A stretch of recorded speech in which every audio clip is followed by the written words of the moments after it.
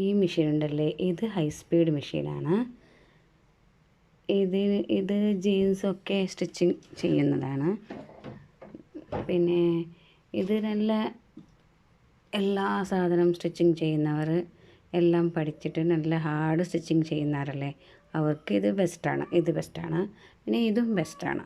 Okay, നമ്മളിപ്പോൾ ഇന്ന് ഞാൻ 3 മെഷീനിൻ്റെ കാര്യം കാണിച്ചു.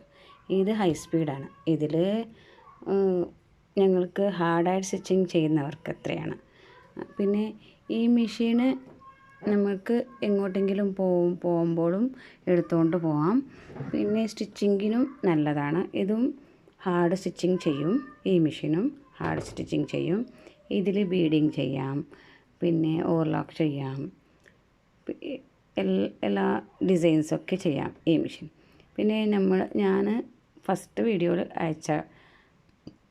അയച്ച മെഷീന് അത് ഓർഡിനറി മെഷീനാണ്. അത് ചെറിയ വിലയുള്ള മെഷീനാണ്. ഈ 2 മെഷീനിക്ക് ഇതിനും ഇത് 2 മെഷീനിക്ക് വില കൂടുതലുണ്ട്. 10,000 എബോവ് ഉണ്ട്. 16,000, ഇതിന് 16,000 ഉണ്ട്. ഇതിന് 12,000 ഉണ്ട്. രണ്ടിന് 2 റേറ്റാണ്.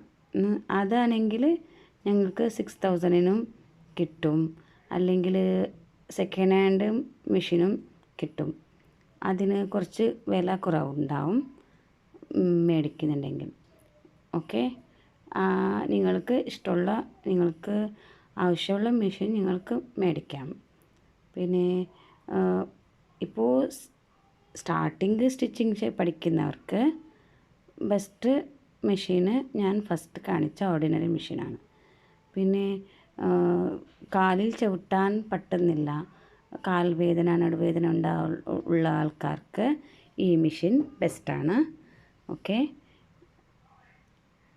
Take care, by.